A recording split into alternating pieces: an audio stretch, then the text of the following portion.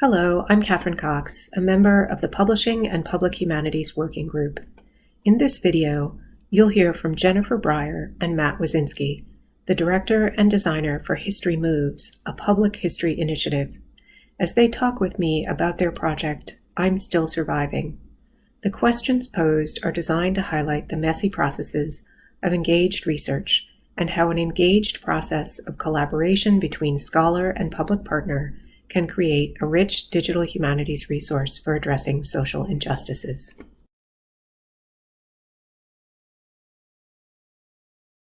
I'm Jenny Brier. I am a historian and professor of gender and women's studies and history at the University of Illinois at Chicago. Matt and I have been working together on an overarching project called History Moves, which is a project that seeks to put the public into public history by combining history and design.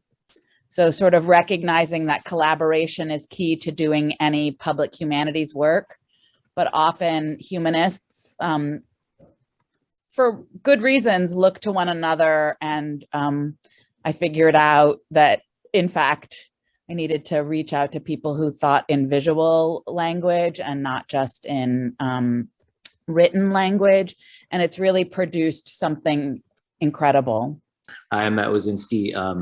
I'm a designer and also an associate professor in the School of Design at the University of Cincinnati. I met Jenny when we were both at the University of Illinois at Chicago.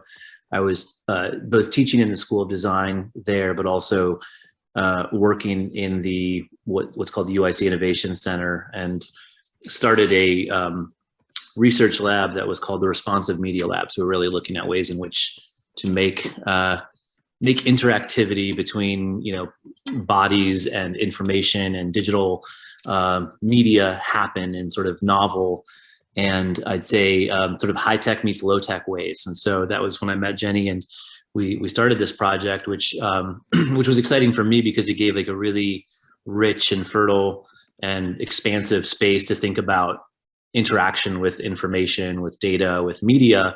As it's probably obvious, I mean, design is a fairly applied discipline. So like many design educators, I was a designer in practice for a decade before I came into the academic space. And the opportunity to conduct research like this is very beneficial for a designer because you have a sort of a different space to step into and to produce design that in ways that can affect the processes of doing, of editing, of collecting, of making, in ways that I would call participatory design. And then also, the real superpower is you make things that people outside the making space can understand. I mean, you think designers, I guess if there's an axiom around design, it's that it's not for you. It's like you're always making something, for others. And so that's kind of central to the thinking and the practice. The specific project that you are interested in, I'm Still Surviving. It is a project that is a living women's history of HIV in the United States, where we've interviewed about 40 women living with HIV. Actually, they've interviewed one another, and we've collected different materials from them, and then we've produced a set of public-facing documents, outputs, digital products, depending on your field, you'll call that something different. Yeah. So there's a website, there's been an in-person traveling exhibition. There are now 3 books that are available as downloadable PDFs, but also print on demand through Blurb. And we've also, out of that material, produced things that were just for the women and not for the public. So both audiences are really part of how we're thinking.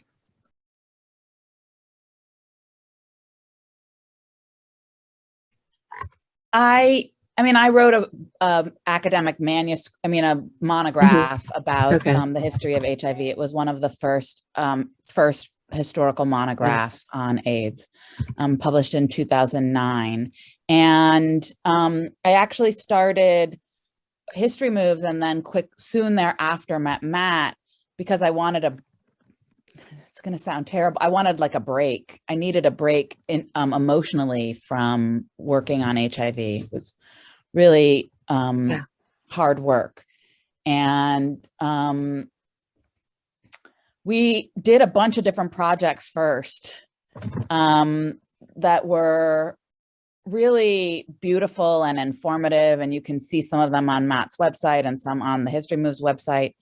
But then I met somebody who I had been in the same circle with forever and had never actually met her. It sort of feels so weird to now say like, I met somebody and that's how it, but in person, not online. Yeah, exactly.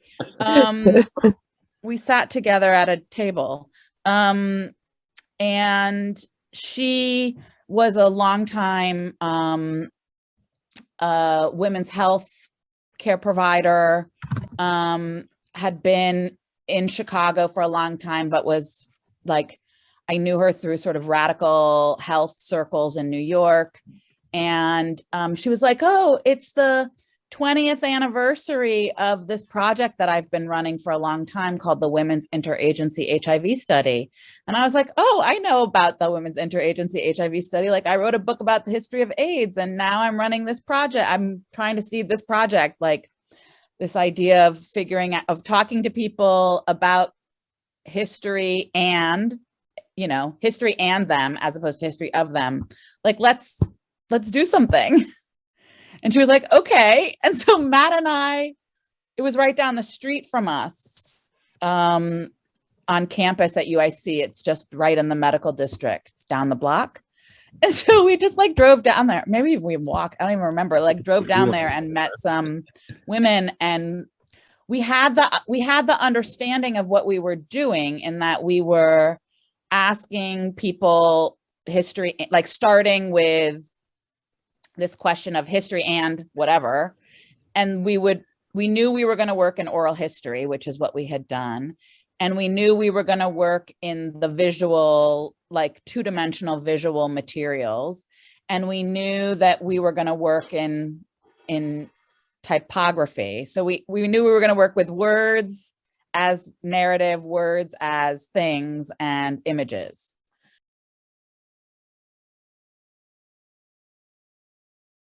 So we knew those parts. And then we did it and we met these amazing 14 women.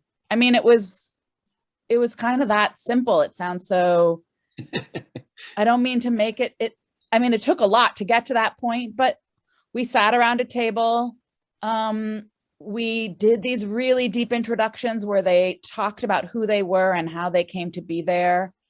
And then I said, does anyone have anything in their possession that sort of signifies who, like your history? And I would say half of the women sitting around the table went into their wallets and pulled out this orange card that like some of them were so old, like they were tattered and they had like that gooey paste from all of the stickers that had been on it. And they were like, this is the card that I have to go to Cook County. And it wasn't a card that named them as women living with HIV. It was just the card that every public hospital user had. And it said, always bring this card with you. And they all had it. And it became, you know, it became the center of everything.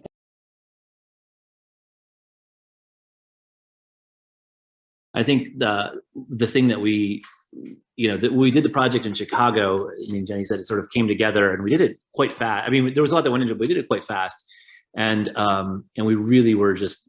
I mean, it felt like we were just really just flying. You know, we just didn't really know what we were doing, but we were doing what we could, and from my perspective, one of the things that jumped out was how much making things, making objects, making books, making exhibitions, whatever. I mean, it's just not something that people do all the time. And it's not something that people have the privilege or the authority or the power to do. I would also say, though, that the women were very clear about the kinds of things that they wanted. Mm-hmm. So this was not, they wanted, and obviously this was, they wanted physical things. Objects, yeah. Right. And the book became, and the book is so rarefied, and seeing their words on the page was profound. And I remember them also saying, like, because we were like, we'll make exhibitions, we'll do things. And they were like, we want things that are like in the Walgreens. We want things that are, they're a record of themselves to exist in the world. And so when you wrote about sort of public humanities publishing, I mean, we are both a public humanities project and a public publishing project. Like, we are both of those things. And that's been, I think, the other piece is like, and when the women get the books, they frankly care about the books more than they care about the website, even though everybody's like, oh, the website's so beautiful. Like, how did you do that? And I was like, well, we did it this way. Like, Matt can talk more about it, but like, they really want those books. Yeah. Those books matter to them. I think Matt and I have also in different ways interacted with different parts of the sort of health humanities, or design meets health. Like, those are somewhat different fields, but they do exist. Like, I regularly talk to medical students. I talk to interprofessional folks. Right. Then there's, this other community that I am deeply linked to, which is like people who write about and think about HIV outside of the context of health sciences and STEM. That's a sort of natural audience for us. That's a pretty rarefied audience, I will admit, but there is one journalistic account of the women's history of HIV. It was published by Gina Correa, who wrote for the Times for a long time in the early 1990s. And that's it. So, I'm trying to decide whether I want to write an academic monograph or whether I want the project to be complete without an academic monograph. But so there's that. I don't know, what other communities are there, Matt, that we interact with? In part because of the intersection with design, it also opened up a little bit more broadly beyond design and health into, I would say, socially oriented creative practices, activist creative practices, et cetera. And so, some of the venues where we've shown it have been really art galleries of that kind, or art spaces of that kind. Yeah. Digital humanities spaces. Both because of some funding we got from Cincinnati, but also because, we didn't do it in Omeka. We did it in something else, and it looks better than some things. Yeah.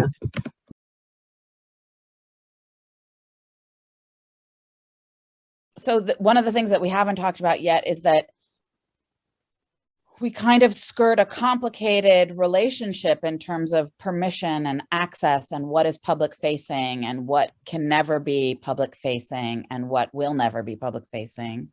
So we also need to understand, so there's that intellectual work, like Matt and I have published some really great essays together that, we came together and we've now published things that are not about this project. Like, we did this really amazing introduction to this exhibition that was out of Rochester, published at University of Rochester Press, Up Against the Wall. And we were at a big conference about that, sort of at the design and history intersection. But so there's the decision about whether to write a monograph. But the more important for us in terms of the public facing piece is like public humanities piece, I think, is like, how do these projects get wrapped up in a way that feels complete and acknowledges that projects don't have to be ongoing for them to still be public, one. And two, how do we think about the public facing archive, and what do we do with the things that can never be public facing? How do we properly hold them? Do we destroy them? Do we keep them? Do I keep them on, do I say like in author's possession? Like, is that enough? I don't know. Yeah.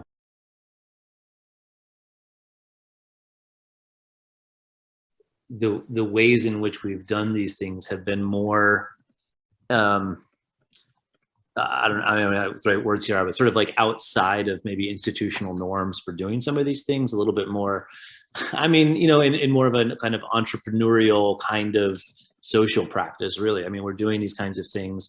We find people who know how to do the work. We get people excited about the work. We pay them with, you know, funds that we can find.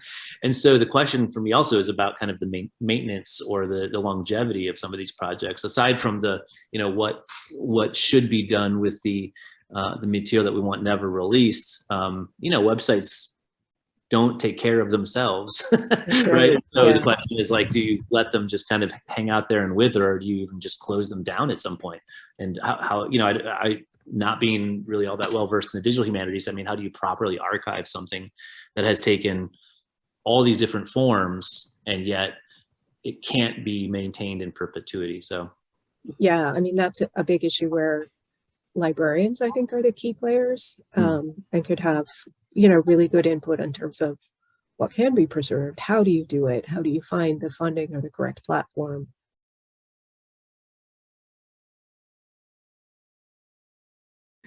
Well, there are actually two different levels. I mean, I would say, actually, in terms of seeing it as scholarship, that was not the problem. That was not where we faced the pushback.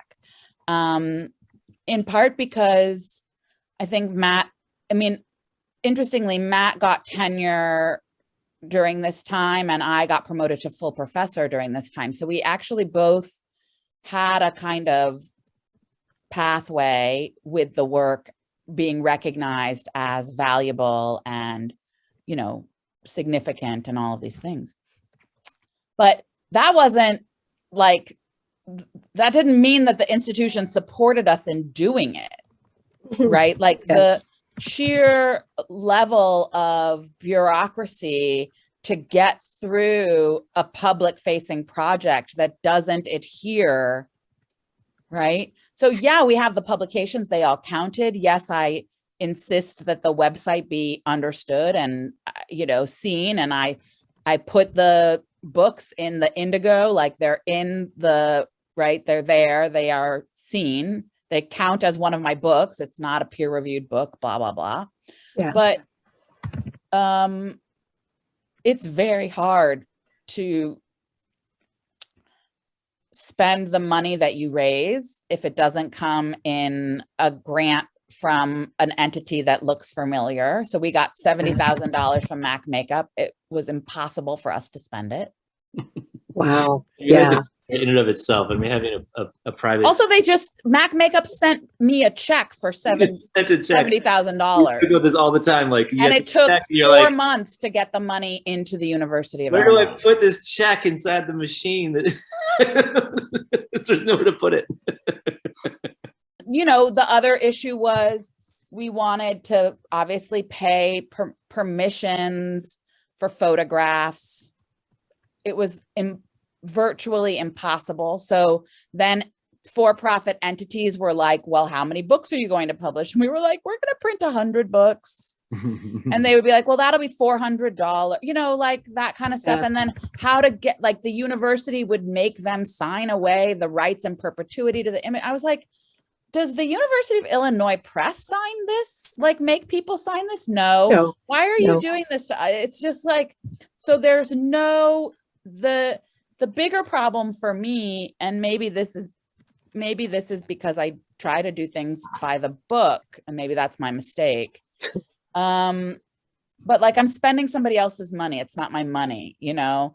It is very hard to do public humanities work administratively.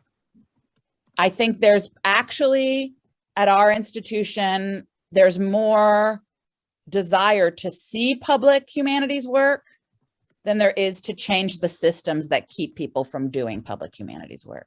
I mean, it's different on my end, just to say that I think that you know, what counts as research, or what counts as you know, inside I'm in the College of Design, Architecture, Art, and Planning. So I mean, I've just published my first monograph, but also people, you know, show work in exhibitions, and so there's a pretty wide range of what you might count as research. And so this was same as I think Jenny's comment, sort of well received in that regard. People could see it as a kind of creative practice that was contributing to this much bigger interdisciplinary, community engaged, you know, check all the boxes kind of research. Mm-hmm.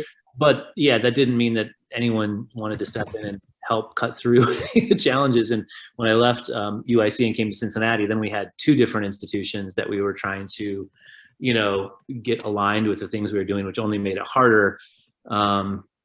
So yeah, and I think that even to Jenny's last point, the fact that in my space, you know, what I was doing, the work that we were doing together, and how I brought it back into the design space, people were very excited about it. And how did you do that? You know, how does this happen? And the answer was always just like, there's no playbook. I mean, we just did it.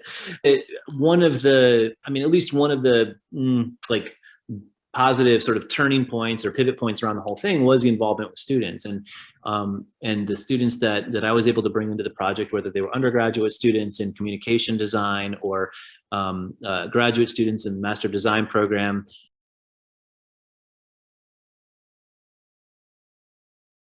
Yeah, I mean, and to be perfectly honest, the other question that we asked them often that they really weren't used to answering was what must be shared. And that's a much more interesting answer than what can't be shared. So we really thought in a complex way about affirmative consent. Yeah, I mean, you know, this is circling back a little bit to how the project is viewed in kind of an institutional lens. And I mean, I've even, written about this, but just to say that, you know, just watching the transformation of some of the women who participated in this project, we've used this term a lot, from anonymity to authorship, but what it's meant for some of the women to move into spaces of just, you know, not even just, you know, being, and again, and not every woman wants this, and that's all, like, to Jenny's point, that is the point, but yeah, have the opportunity to say, this is what needs to be said, and then to stand up and say it, you know, at exhibition openings or film screenings or radio interviews. And so I think letting go of your definition of the thing to allow for other definitions of the thing is really important. And yeah, I don't think I could have understood that before I did this. And I mean, I coming from maybe the opposite direction, understanding a book as a constructed object of I don't know, all kinds of, I don't know, trajectories or lineages.